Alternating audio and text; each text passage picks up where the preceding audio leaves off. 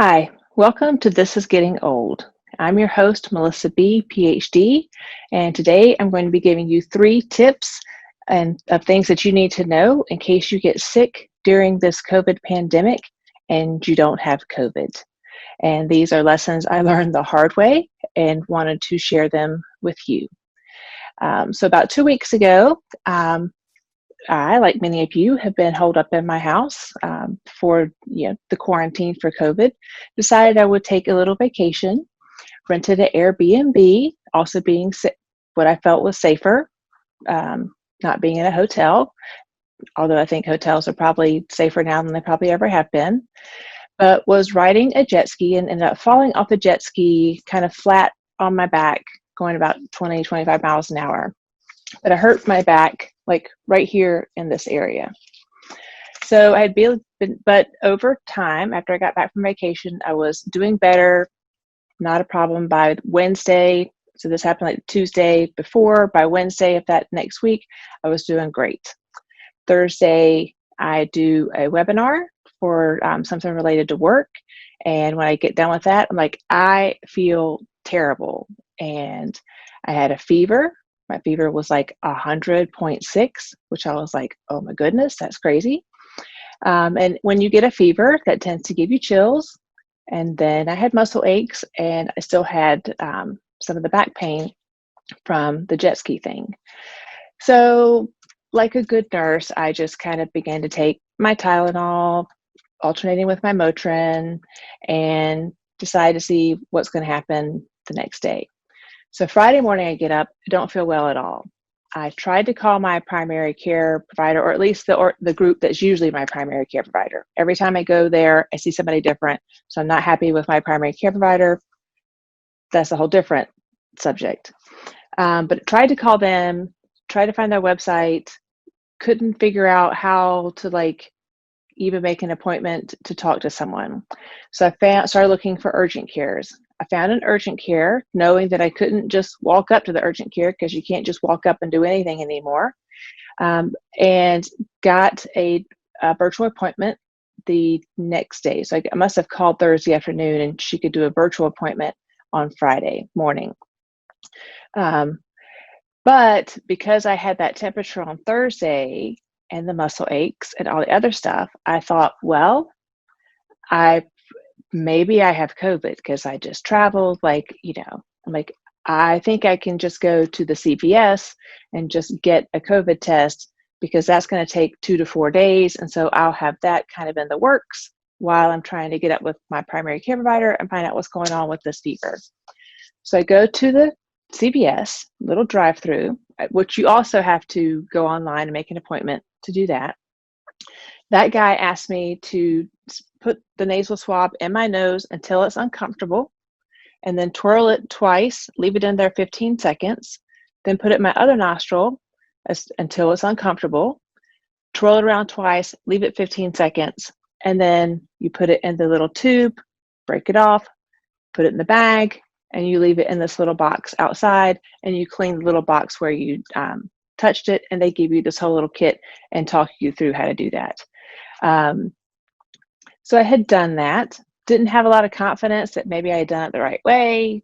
I haven't done a COVID test on myself or anyone else before, but from what I had heard, you have to get kind of far back there. You don't just stop when it's uncomfortable. Let's leave that to the side for a second. So on Friday, I have my virtual appointment and tell her the history I've just told you, that I had the COVID test before. This pain is, right here in my back, but I have this fever now. And she decides to treat the back pain, which I was okay with. Told her, I don't think I've broken anything. I'm a nurse practitioner. I've already palpated all of my ribs. I don't think I've broken anything. So that's fine. We'll treat the back pain. She mentions doing a urinalysis at that point in time, but I hadn't had any symptoms to lead to think that I had a bladder infection. So I spent Saturday, Sunday, and Monday in bed. I think I was only awake about 4 hours a day because my temperature at that point had jumped up to 103.3. And of course, I'm managing this magnificently at home with, you know, 2 Tylenol, alternating with my, 3 to 4 Motrin, have it all spaced out. I'm keeping a log of it. I'm taking my temperature, writing everything down, everything that I take. But by Tuesday, I'm still not better. So I call the same place back that I had seen on Friday, this other urgent care. And she says, well, maybe we should get a urinalysis and some blood work, get an x-ray, and repeat the COVID test. Because what they tell you at CVS is that the test will be back in 2 to 4 days. Then you start reading things, and they say it actually says 3 business days. But then when you call a number, they tell you it's going to be 5 business days. And I understand there's a backlog, but just tell people up front, we'll be back to you within 5 business days if you're lucky. Okay, in the meantime, if you have COVID, suck it up, go home, figure it out. So this visit on Tuesday, she gives me orders for a urinalysis and that COVID test, and maybe even for an x-ray for my back at this point. Must have been 3. She gave me those 3 orders. Tells me to go to the closest urgent care. So I have my daughter and her boyfriend. They're both 18. They decide they will help me. They're going to drive me to the closest urgent care. I get there, and on the front door, it says, go sit in your car, call this number. This is a non-respiratory urgent care. Like, we will not see if you have respiratory symptoms. So I tell that group that I have, these orders, but because one of them was to do COVID testing, to repeat it just to rule it out, but I have no respiratory symptoms. I might not even need the COVID test, but they tell me that they won't see me. They send me to the next urgent care that does do that does do the COVID testing. So by the time I get there, it's probably 5 o'clock in the afternoon. I haven't had any of my Tylenol or Motrin. All my self-management medications are at home. So now I'm really starting to feel bad. But they bring me in, they do the urinalysis. I can barely get up on to the exam table. The girl comes back, but while I'm waiting, they do the COVID test. And I'm telling you, that COVID test is much different than what I did at the CVS. But that day, I also had found out that was negative. So that was like a win. We're like, yay, don't have COVID. If I did that test the right way, I could have a false negative because I didn't stick it all the way back to my brain like that lady just did. So another provider comes in, and these people are dressed in total hazmat suits. They don't have on, it's not just the N95 masks with the surgical mask over it with the face shields. These look like literal gas masks, and I have to find out the official term for those. I do nursing home care, not acute care. But they are gloved, gowned, fully protected. And she says to me, you have a kidney infection. Now, she's not laid a stethoscope on me. She hasn't touched me, but it is kind of obvious from my behavior that I'm in a lot of pain, and it's all right back here in my back, which is right where my kidney is. So the irony is my injury was right where this infection is. So she says, you have to go to the emergency room right now, and they need to admit you for IV antibiotics. And I'm like, it's a kidney infection. I had the exact same thing happened to me in college. I fully remember just spiking this fever, and I was like, what in the world's going on? My mom took me to student health. The lady, when she began, she's doing a physical exam, actually checking me out. And when she palpated my kidney, I jumped off that table, and they gave me oral antibiotics and sent me home. Why can't you do the same? I'm a nurse practitioner. I know to call you within 24 hours if things aren't better. Just give me the oral antibiotics so that I can go home and get on the road to recovery. Nope, you have to go to the emergency room. I said, well, you better call ahead and tell them that I am on the way. If I'm going to have to go to the emergency room now, for a kidney infection. So off we go to the emergency room. When I get there, this is actually comical. The guy, when he's checking me in, he's like, I don't even really know what he asked me, but he has these two stickers, and some of them say A and some of them say C. And he just took the sticker and just put it on my shoulder and said A, and goes, you can go in there and stand in line A. There was only one line.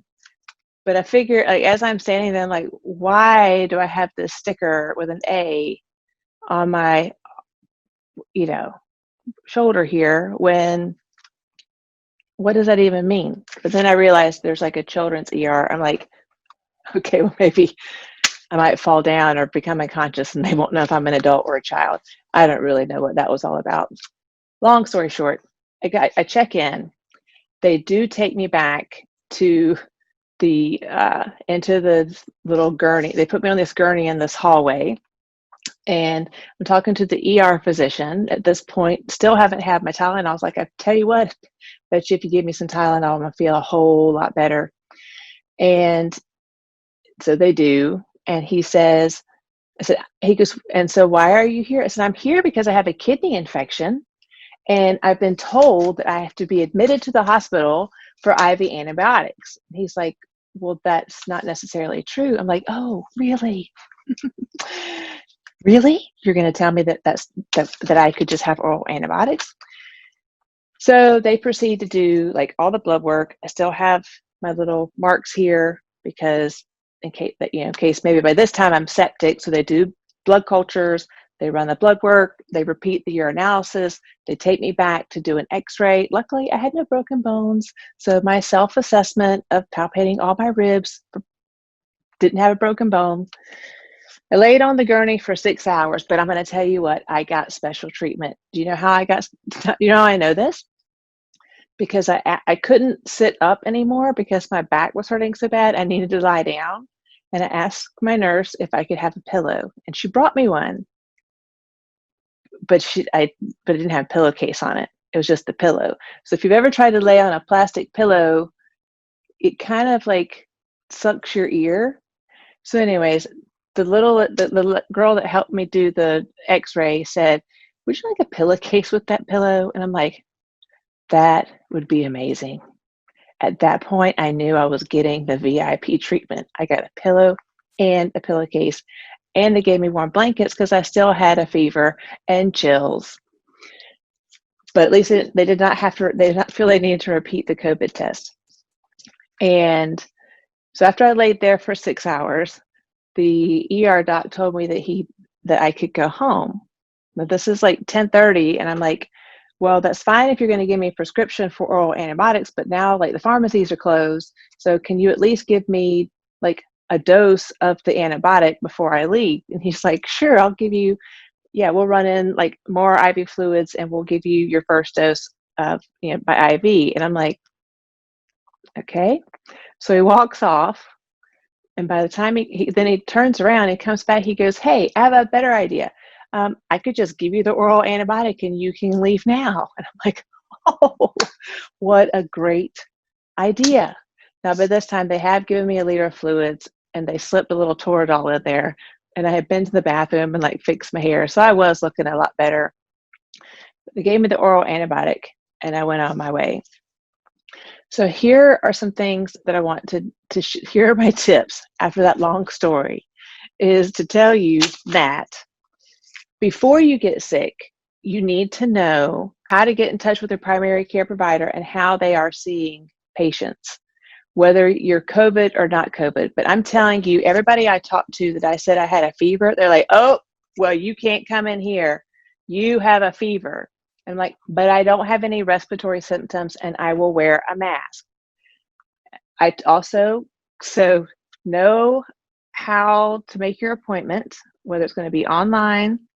The second thing is you need to know which urgent cares in your area will see non-respiratory people and people who are having respiratory symptoms.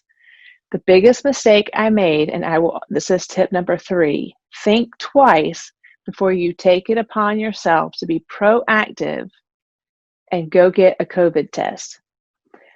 Because even though I had no respiratory symptoms, my chief complaint was back pain and fever, I was treated as though I had COVID and could not go anywhere else because I said I had went and got a COVID test. So think twice before you do that, because it led to this very convoluted thing. But I'm also going to tell you, here's my beef now with the way we're doing things. I think telehealth is great. I think virtual visits are awesome.